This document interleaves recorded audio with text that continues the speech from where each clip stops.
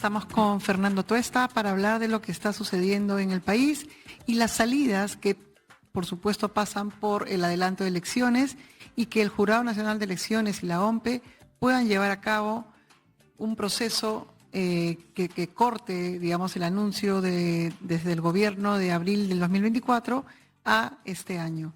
Buenas noches, Fernando, ¿cómo estás? ¿Qué tal? ¿Cómo estás? Buenas noches. Gracias por la invitación. ¿Qué tal? Sí, qué bueno verte. Las circunstancias no Igualmente. son las mejores, pero quería No, empezar con eso, que, digamos, en el lado ya de las salidas, tiene que ver con un anuncio digamos, de la presidenta que haga que el Congreso dé como el vamos a las elecciones. ¿Es posible tener elecciones en el año 2023? es posible, pero la presidenta lo que ha dicho es que invoca al Congreso para que vote lo más pronto posible el adelanto de elecciones para el 2024. No está diciendo que se adelante las elecciones para el 2023. Acá hay una confusión, ¿no? Entonces, eh, ¿y por qué lo dice? Porque, claro, ya hubo una primera votación el año pasado para cortar el mandato, tanto el presidente como el Congreso, y colocar las elecciones en abril para entrega de mando el 28 de julio. Pero los días en realidad han ido quemando este cronograma. Y lo digo quemando social y políticamente. Desde la asunción de mando en diciembre de la presidenta hasta el 28 de julio del 24 son 19 largos meses. Ante la situación tan grave que vive el país, uno se pregunta, ¿podrá el Congreso y sobre todo el gobierno mantenerse con grados de legitimidad tan bajos? Entonces yo creo que no.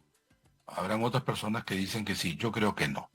Y entonces yo he hecho un ejercicio de simulación ante la pregunta que tú haces sobre tentar un cronograma que permita, Sí, ahí está en la pantalla, que sí. permita no solo hacer elecciones, porque, eh, Paula, acá hay un tema, se discute la fecha de elecciones. Lo que yo creo que es necesario observar es la fecha de asunción del mando, porque eso da Claro. fin al mandato de ahora para dar inicio al siguiente.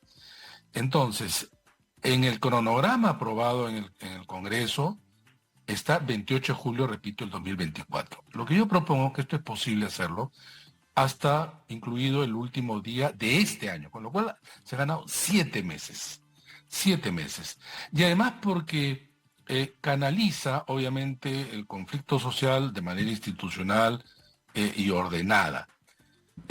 No O antes, sea, acabas, perdón, el proceso el 30 de diciembre de este año. O sea, maravilloso, o sea, digamos, digo maravilloso en el sentido de que ajustas todo este año y realmente incluso se puede bajaría un poco. ajustar, se puede ajustar aún más, pero acá vienen dos temas.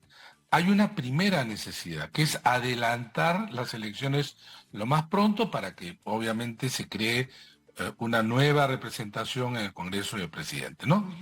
Pero también ahí choca con dos necesidades que van en sentido inverso, que es ampliar la oferta electoral, es decir, la inscripción de nuevos partidos, como la reforma política.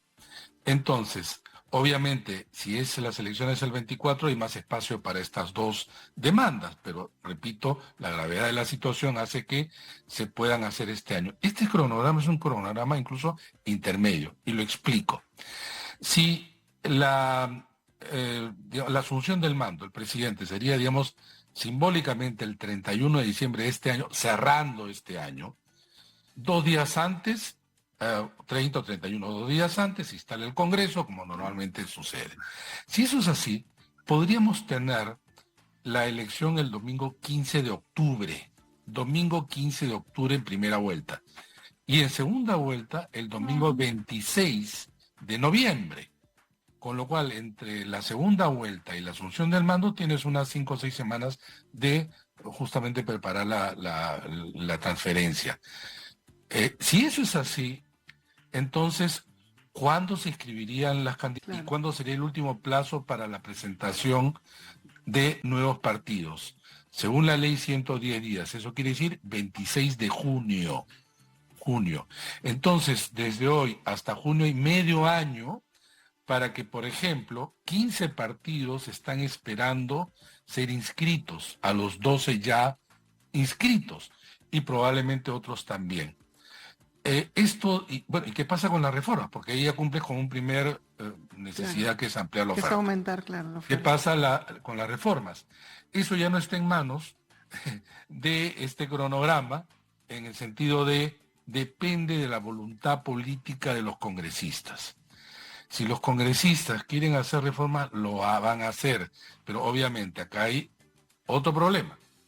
Por un lado, el alto fraccionamiento del Congreso que dificulta los acuerdos, porque estamos hablando como de 10 bancadas, 12 grupos parlamentarios, donde ya más de 35 congresistas salieron de sus bancadas originales para crear otras o engrosar también otras tantas. Entonces, eso es muy difícil. Ya el día de ayer hemos visto el fracaso de la primera votación de la primera reforma. ¿Y por qué es el fracaso? Y está bien que se haya denegado. Porque ¿cómo vas a empezar la reforma tratando de desnivelar el equilibrio de poderes al retirar el voto de confianza obligatorio o llamado voto de investidura?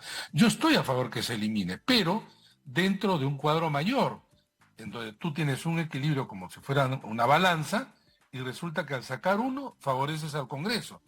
Entonces, las propuestas que hicimos, por ejemplo, en la Comisión de Alto Nivel para la Reforma Política, tú sacas uno y sacas el otro, porque tiene que estar equilibrado. No puedes empezar así.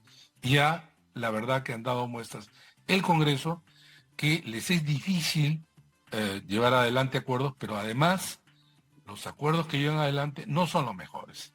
Entonces hemos, creo, insistido, muchas personas, grupos, etcétera, por la reforma política, pero dado cómo se está manejando, cuál es la dinámica de los grupos parlamentarios, yo lo veo sinceramente con pocas posibilidades que se hagan reformas. Entonces, este cronograma no es que yo diga no quiero que se hagan reformas, sino que una cosa es lo que uno quiere y otra cosa es lo que uno observa. Y lo que observa es que Sí. va a ser muy difícil. Incluso, te digo que esta propuesta de cronograma, por más que muchos lo acepten, lo entiendan, la necesidad y la urgencia de adelantar elecciones está en manos del Congreso.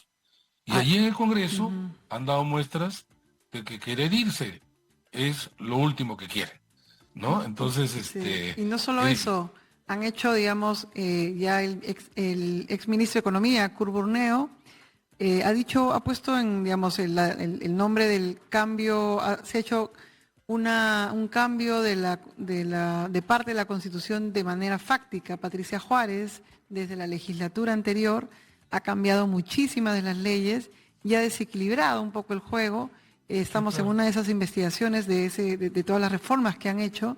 Y claro, eso desequilibra, porque por un lado dicen no a la Asamblea Constituyente o ni siquiera consultar el referéndum, pero por el otro lado están haciendo muchísimos cambios a favor del Congreso y en detrimento de otros poderes del Estado, con el fin de favorecerse a ellos mismos. Y eso hacia afuera se ve muy mal también, ¿no? No, pero además con una miopía y un cortoplacismo enorme, porque los partidos que están en el Congreso se supone que aspiran a ser gobierno.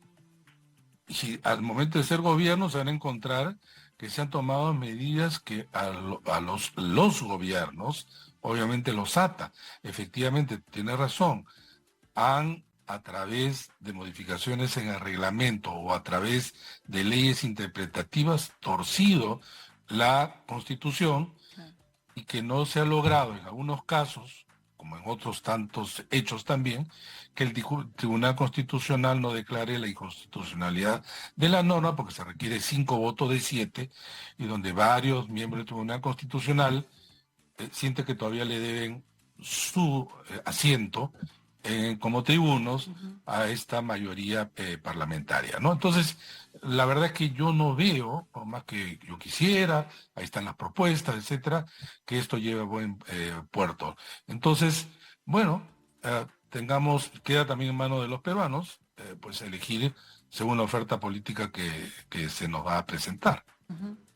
Entonces, digamos, este cronograma tentativo y, digamos, que podría bajar muchísimo las tensiones, ¿está en manos de quién? Primero la presidenta Dina Boluarte y No, luego... está totalmente en el Congreso, totalmente en el Congreso, porque el Congreso tendría que hacer, uno, la votación que ya tuvieron para que sea en abril, digamos, cambiarla para que sea, repito, a través de una disposición transitoria, que todo se hace este año, incluyendo la instalación del nuevo Congreso y la juramentación.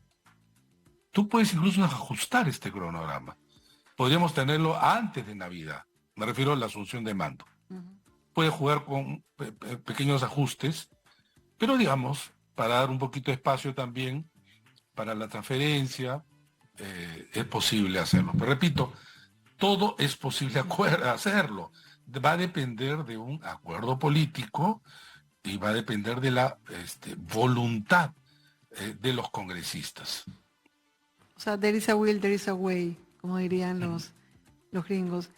Y Así yo es. creo que en el corto plazo, digamos, en lo que va digamos, de esta protesta en Lima que empieza mañana, ¿qué ventana de oportunidad se abre ante la presidenta Dina Boluarte para acoger esta protesta y que pueda, digamos, hacer que su renuncia no sea la salida de esta crisis que estamos viviendo?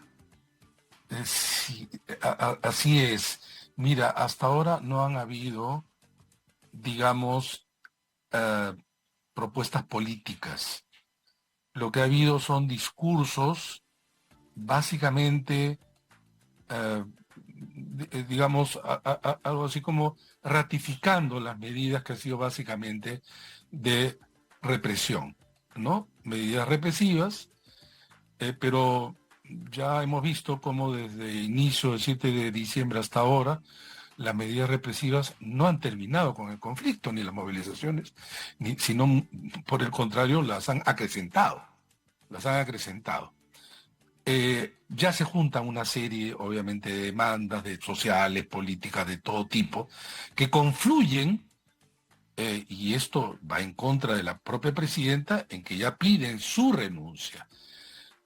Yo creo que no hay, para empezar, no hay escenario bueno, Paula, no hay escenario bueno.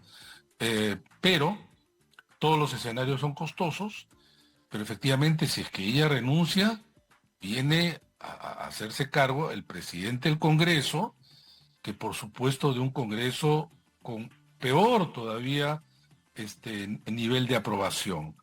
Entonces esto no va a gustar, porque además la mayoría de peruanos no sabe los mecanismos constitucionales de solución, quisieran que se vayan mañana, esto no es posible, hay que hacerlo que sea lo más ordenado, y por eso esta propuesta de cronograma quiere contribuir a que al aprobarse está entregando un mensaje a la población diciendo hay fecha cierta, ya esta es la fecha y es una fecha razonable. Entonces hay que hacer política, hay que hacer política. Ya se ha estrechado durante este mes el hacer política porque cuando se dice queremos paz, diálogo, son palabras que quién no va a comulgar con ellas, pero eso entra en contradicción con los hechos actuales y los hechos anteriores del 7 de diciembre, donde creo que se han cometido errores y esos errores tienen un costo alto, lo más lamentable las muertes de peruanos, pero también tienen costos políticos porque se estrechan los márgenes de decisión, no tiene mucho margen. Entonces, ya algunos, obviamente, y hay sectores, también es cierto y hay que decirlo, sectores que van adquiriendo mayor preeminencia en todas estas acciones, que son también los extremos. Entonces tú tienes extremos, tanto a la izquierda como en la derecha, y que han, de alguna manera, digamos, dado el compás en todo este periodo tan grave que vivimos. Fernando Tuesta, politólogo y ex jefe de la OMPE, estuvo con nosotros para decirnos que la política se construye, no se tiene que decir, se hace. Muchísimas gracias y hasta la próxima, Fernando. Hasta otro momento. Gracias. Vamos con un reportaje, con una primicia de Joana.